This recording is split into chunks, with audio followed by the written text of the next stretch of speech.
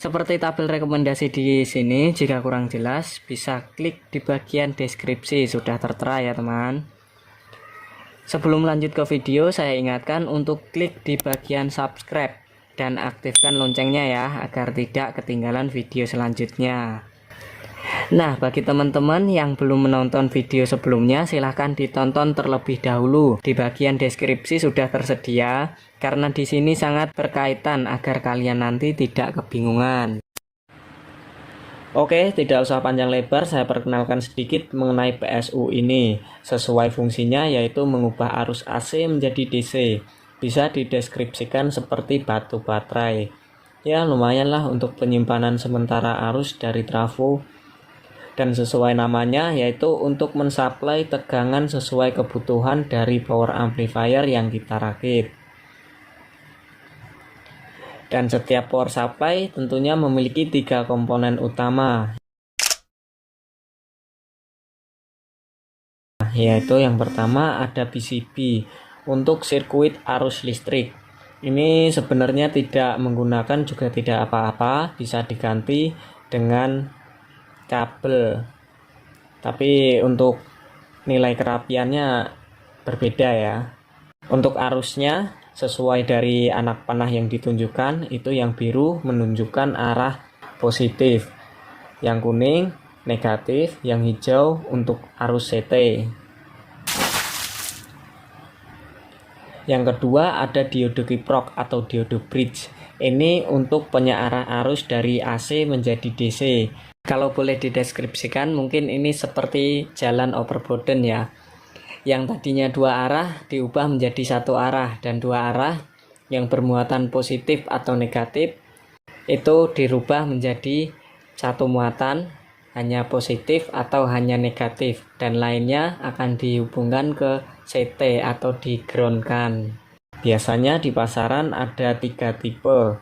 Yang pertama ada 3 ampere, 10 ampere, dan 30 ampere. Penggunaannya pun harus lebih besar dari trafo. Contoh, saya menggunakan trafo 10 ampere. Jadi diode yang saya gunakan di sini adalah 30 ampere. Nah, yang ketiga, sekarang ada ELCO atau elektrolit kapasitor untuk penyimpanan arus sementara. ELCO yang dibutuhkan adalah minimal 2 atau sepasang yang dirangkai seri untuk menghasilkan kutub positif, CT, dan negatif. Ya, kalau boleh dideskripsikan, ini mungkin seperti tangki ya atau tandon air. Jadi fungsinya untuk penyimpanan sementara. Ya, kurang lebih seperti itulah ya. Bisa kalian ibaratkan sendiri. Kemudian di sini juga tertera nilai kapasitas dan nilai outputnya. Nah, di sini nilai kapasitas yaitu yang 4700 UF dan nilai outputnya yaitu yang 50 volt. Untuk nilai outputnya haruslah lebih besar dari nilai output trafo. Oke, akan kita coba ulas di sini nanti bagaimana cara menghitung kapasitasnya dan bagaimana cara menentukan nilai output dan juga jumlahnya yang sesuai untuk power amplifier kita.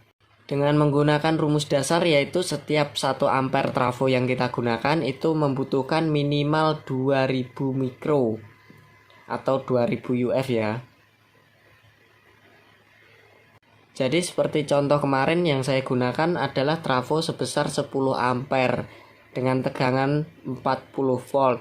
Jadi berapakah kapasitas ELCO yang saya butuhkan di sini? Oke, untuk cara menghitungnya sangat mudah. Untuk 10 ampere yaitu 10 ampere dikali 2000 UF sama dengan 20.000 mikro. Untuk nilai outputnya haruslah lebih besar dari nilai output trafo. Oke, jika sudah ditentukan, kita tinggal berbelanja saja ke toko elektronik dengan patokan hasil seperti tadi. Nah, kebetulan di sini saya mendapatkan ELCO bermerek Oranda dengan kapasitas 10.000 mikro 80 volt.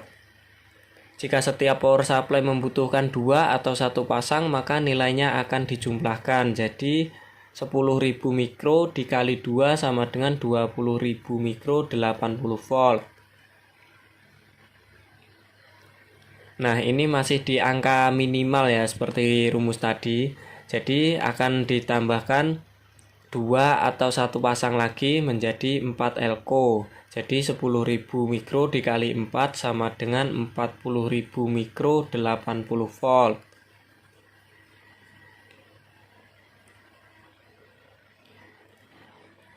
Di sini saya tambahkan dengan merek yang sama dan kapasitas yang sama, ya agar seimbang dan serasi. Dengan demikian akan aman dan tentunya juga awet.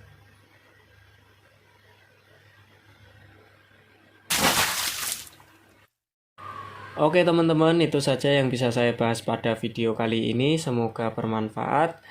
Terima kasih sudah menonton dan tetap ikuti terus video saya selanjutnya. Jangan lupa like, share, komen, dan subscribe bagi yang belum. Terima kasih, semoga bermanfaat. Sampai jumpa di video selanjutnya. Wassalamualaikum warahmatullahi wabarakatuh.